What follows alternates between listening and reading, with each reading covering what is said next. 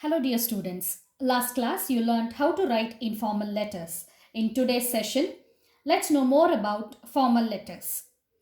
Though there is advancement in technology, letters still play a vital role to converse in writing for various official purpose, and you are tested for your writing skills in various examinations.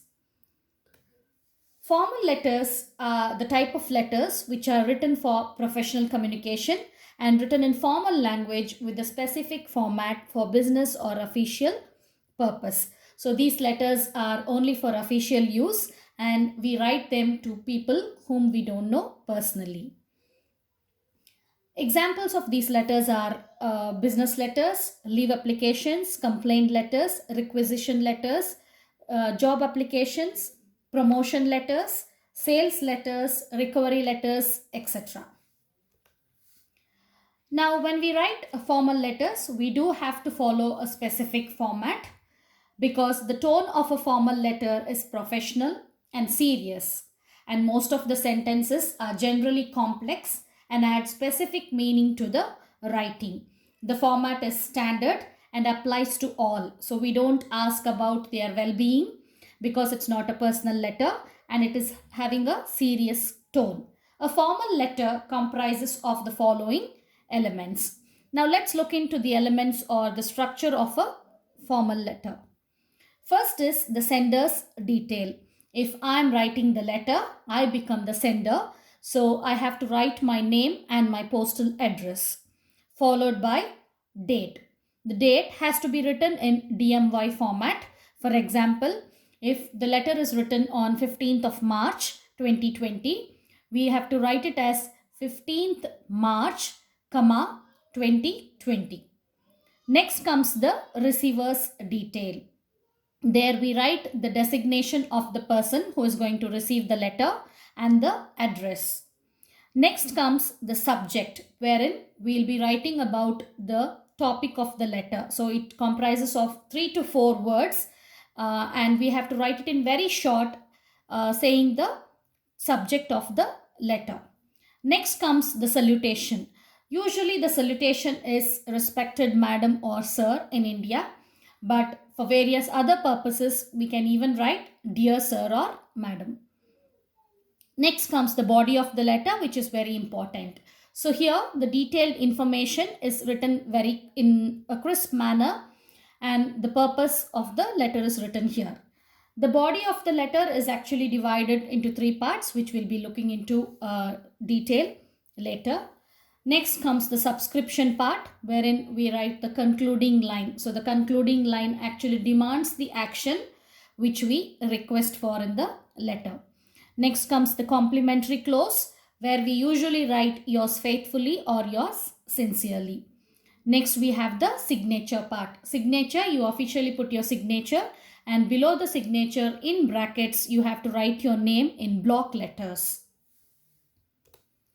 So when I just talked about the body of the letter contains the actual message and usually divides into 3 subcategories as follows. The first part is the introduction, so where you write the purpose of the letter, and next comes the main content wherein the detailed information is written, and the last one is summarizes the information, which is called as the summary.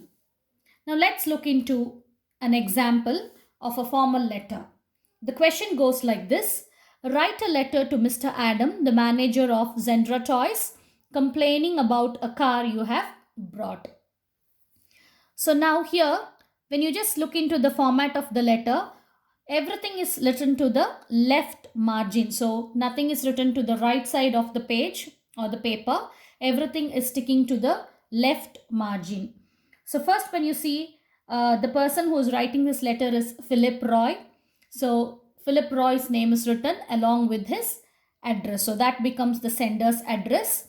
Next is we have the date. The date, there is a comma missing there. So 18th August, comma, and then the year. So it is date, month and year format, DMY format. Next we have the recipient's address. Recipient's address is nothing but the receiver's address. So we are writing the letter to Mr. Adam of Zendra Toys, So the complete address is written there. Next comes the greeting or salutation, wherein you write Dear Mr. Adam, because we know his name specifically, the name is mentioned. If not, we'll be writing it as Dear Madam or Sir. Next comes the subject. So we are writing the purpose in a very short form so that the reader gets an idea for the purpose of the letter. So here the letter was about complaining about a car that you have already bought. So the subject says defective radio controlled racing car. So the content of the letter you can just see. First there is an introduction part. Next there is detailed information about the purpose of writing. And then comes the summary wherein you just write the expectation that comes before you close the letter. There is a conclusion part wherein what do you expect from the receiver or the recipient of the letter, that is the action you expect. Next is actually the closing part wherein your sincerely is written and then the signature is given as Philip Roy. So because the sender's name is Philip Roy, his signature is given. Whereas in this example, they have written it as Philip Roy in printed form, but you have to write your name in block letters and it should be within the brackets. So when you just look into this letter, you just notice that everything is towards the left margin and the format is specifically written and it is neatly followed one after the other. So after each structure, there is a line, there is a gap of a line for neatness. So when you just maintain this neatness, the presentation looks better and the marks awarded also will be in a better way. So hope you have understood the format of the formal letter. Thank you.